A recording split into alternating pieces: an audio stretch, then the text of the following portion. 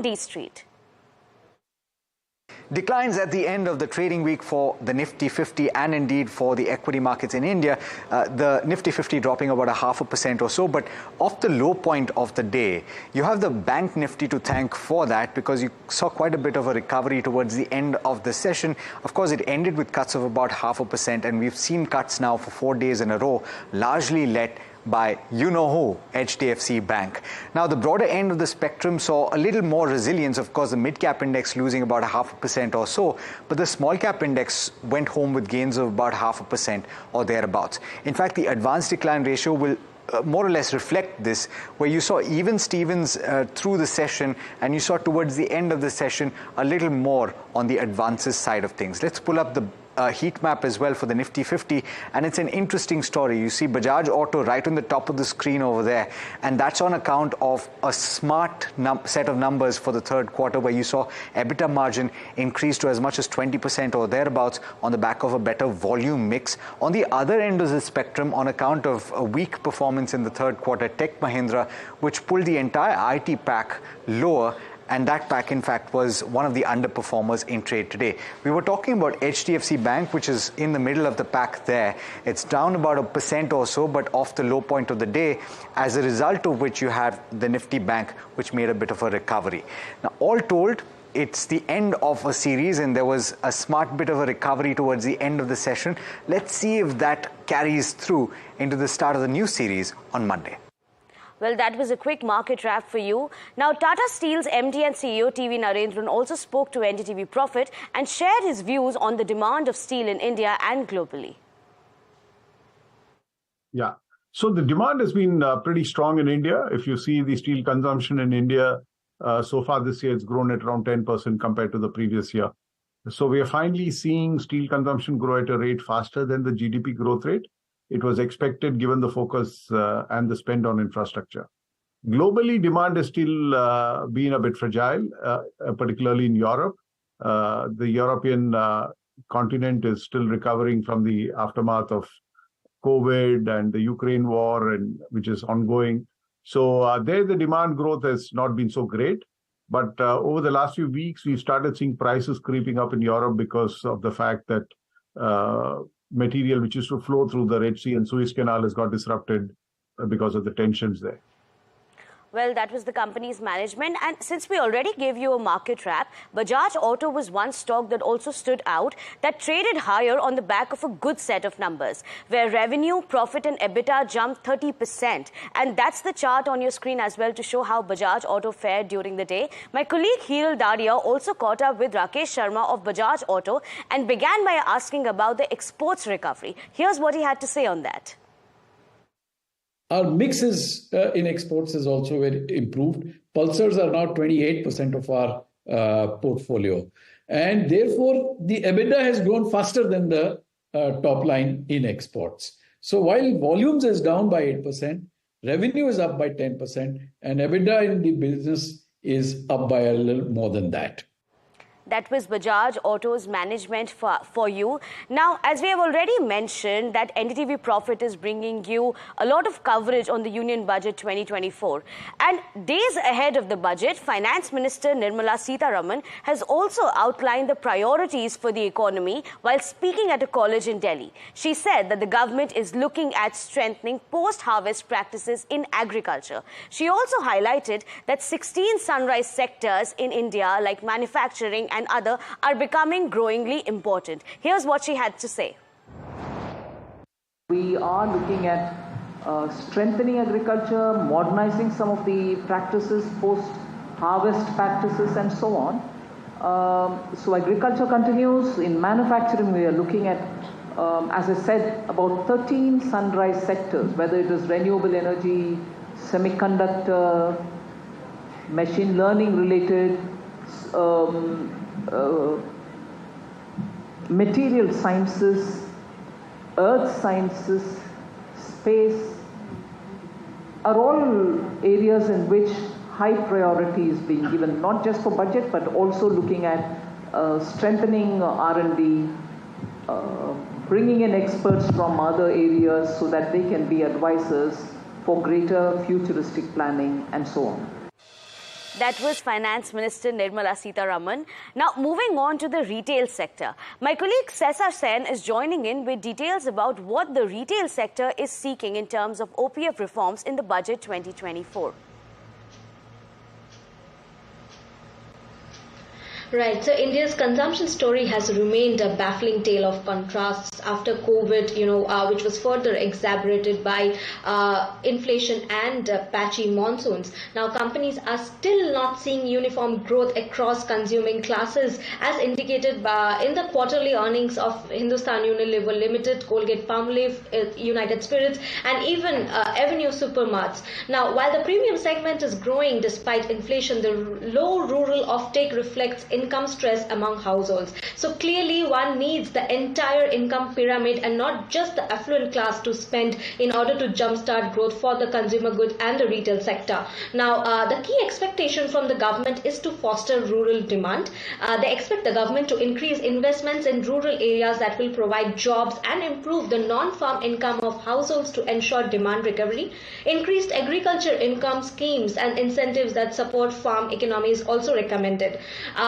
They also look forward to investments in agri-infrastructure such as cold chain, warehousing, logistics and irrigation, along with developing infrastructure for reducing post-harvest losses and improving rural connectivity that may have a bearing on boosting demand.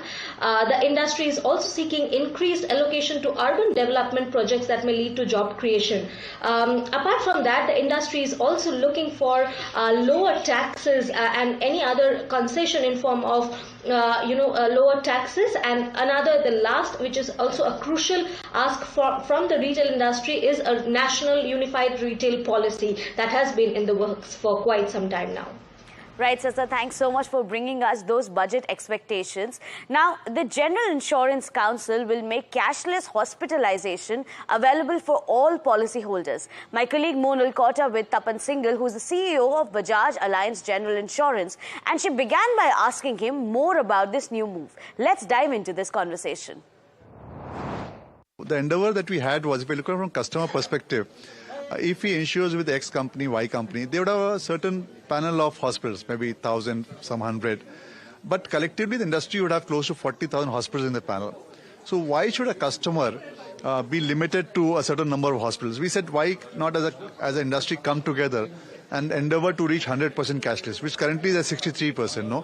Why can't, from a customer perspective, he or she has a choice of full range of hospitals, irrespective from where they've insured? I think I'm very proud about the industry that all leaders came together and they said, let's do this, no, from a customer perspective, with the guidance of regulator, and to see how do we pull it forward. And this is what we have come together to say, that as a customer, it doesn't matter whether your company has empaneled hospital or not.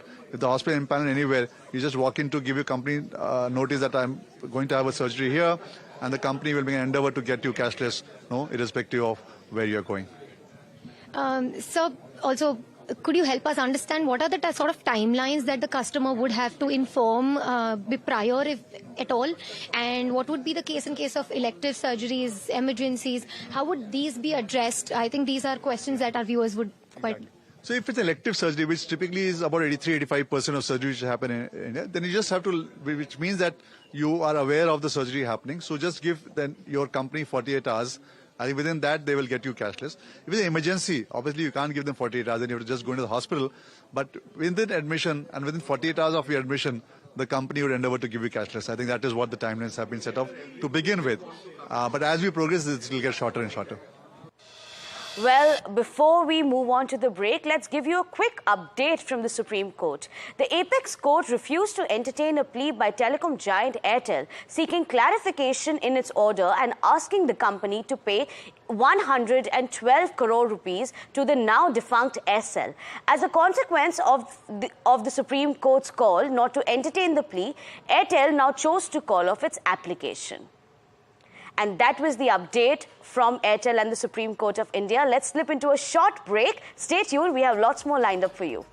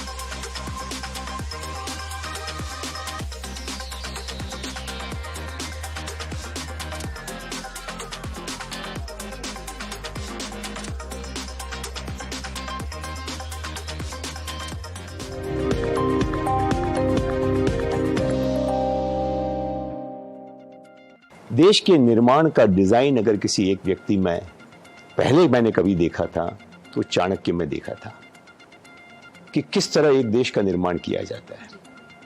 लेकिन चाणक्य और चंद्रगुप्त दो थे। इस समय मोदी जी में चाणक्य और चंद्रगुप्त दोनों एक ही व्यक्ति में समाये। कोई मुझे मोदी भक्त कहेगा, कोई मुझे मोदी का एडमायरर कहेगा, मैं तो देशभक्त हूं। व्यक्ति भक्त से ज्यादा देशभक्त हूं और मेरे देश को जो आगे बढ़ाने वाला मैं उसका भक्त हूं। तो इलेक्शन आएंगे जाएंगे। जहां तक हमारी नीतियां और कंपनियों का सवाल है, आई थिंक हम बहुत सही दिशा में जा रहे हैं। चीन ने 40 वर्ष में न केवल अपने देश को इतना समर्थ बनाया है, लेकिन उसके आसपास कोई ना खड़ा रहे, इसकी भी बहुत कोशिश की है कि मैं तो अमेरिका से भी आगे जाऊंगा, अमेरिका को भी नीचे दिखाऊंगा। तो हमें इस बात से, चीन से बहुत सीखना है। हर भारतीय को रोज सुबह उठकर चीन के पीछे मैं क्यों हूं, चीनी के पीछे मैं क्यों हूं, मैं उसको गुरु बनाकर सीखूं। जिस दिन ये भावना आ जाएगी, उस दिन हमको कोई नहीं रोक सकेगा।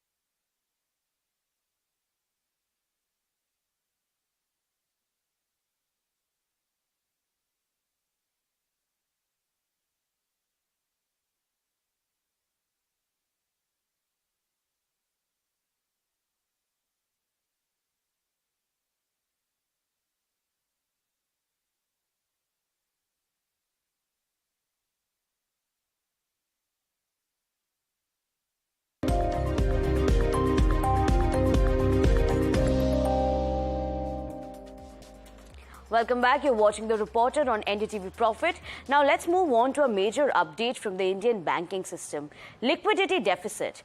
Now, this problem has been persistent in the banking system for quite some time and everyone has been talking about it. In latest updates, what we have for you is that the liquidity deficit in the Indian banking system is at a record high. As of Wednesday, the liquidity deficit hit its peak due to the advanced tax outflow and a slowdown in the government spending. Now, if we look at the numbers from the RBI, this deficit also stood at 3.46 lakh crore rupees on Wednesday, and this is in comparison to 1.28 lakh crore rupees at the beginning of January. To plug this shortfall now, the RBI has been injecting liquidity through the variable repo rate auctions. On a net basis, if we look at the numbers, it has injected liquidity averaging at 1.8 lakh crore rupees until Wednesday. It also conducted a 15-day VRR auction worth 2.5 lakh crore rupees on Thursday. Now, while this is expected to ease the liquidity deficit somewhat, we will still know more as the fresh numbers come out. Analysts overall who spoke to NDTV Profit expect the liquidity shortage to widen further if the government spending does not accelerate. The government spending could be slow because they might want to keep the fiscal deficit number below the 5.9% target for FY24. Well, that was a short and quick update that we had for you from the Indian banking space. Now, we have my colleague Charu, who caught up with CII chairperson Ravneet Kaur. She also spoke and gave us a quick wrap about the entire event where she went. Data protection is, we have to look at it from two aspects. One is the personal data protection, which is something on which the Ministry of Electronics and IT has already come out with the Personal Digital Data Protection Act. So that is something which falls within their domain where you're talking about patents and all. The Commission's interest is looking at the data protection from the angle of data access, data analysis, data retention and storage, and its subsequent usage by third parties with a view to undertake any anti-competitive practices. So our area is limited to that, and we have in fact been looking at various cases, especially in the big tech companies, and there have been a couple of decisions which have been taken by the Commission in the recent past, and where we have penalized companies and we have also asked them to undertake behavioral remedies. That was the CII chairperson. Let's slip into a quick short break once again. Stay tuned, we'll be right back.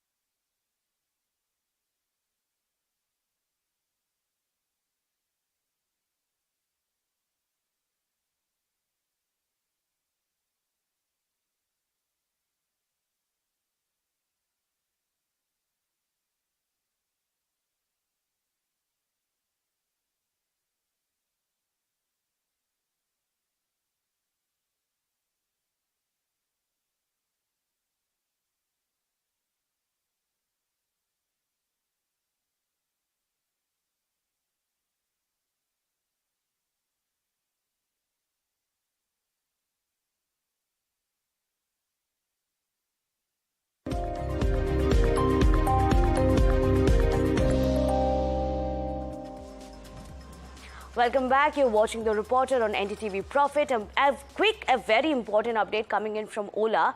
Now, Ola has named the former Unilever executive Hemant Bakshi as its new CEO. My colleague Rishabh Bhatnagar is standing by with more on this. Rish, now that's a very significant management rejig that has happened at Ola. What are you picking up, and what does the company plan to do with this?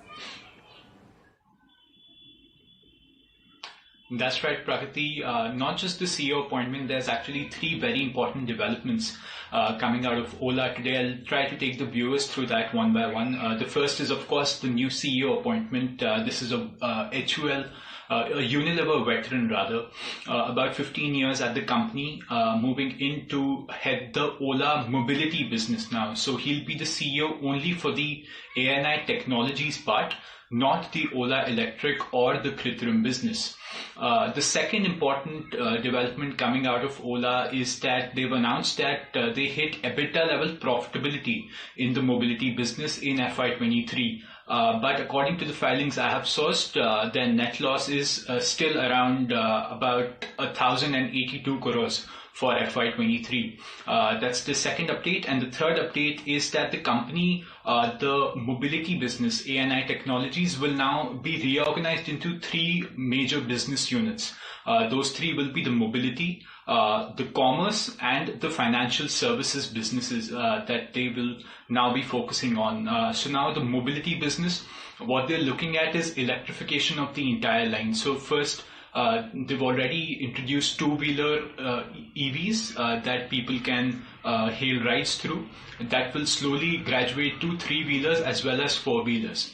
They're also introducing a lot of premiumization to the mix. So you'll have the Prime Plus subscription available in more parts of the country.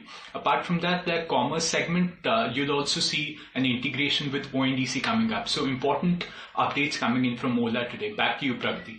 Thanks so much for bringing us those updates. Quite significant management rejig happening there at Ola. And we'll have our colleagues bringing you more updates as and when it's possible. And with that, it's also a wrap on this show. But before we go, here's my colleague Malika Mishra with some key and very interesting facts on 26 January. India will celebrate its 75th Republic Day on January 26th. It's the day the Constitution came into effect and the country ceased to be a dominion in the British Commonwealth of Nations and became a republic.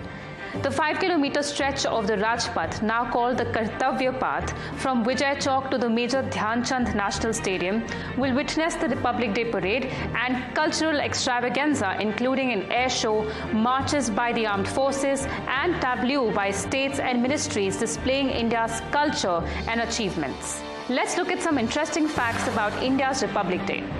1. The inaugural Republic Day procession in 1950 was conducted at the Major Dhyan Chand Stadium, earlier called Irwin Amphitheatre. 2. India's first president, Rajendra Prasad, hoisted the national flag. 3.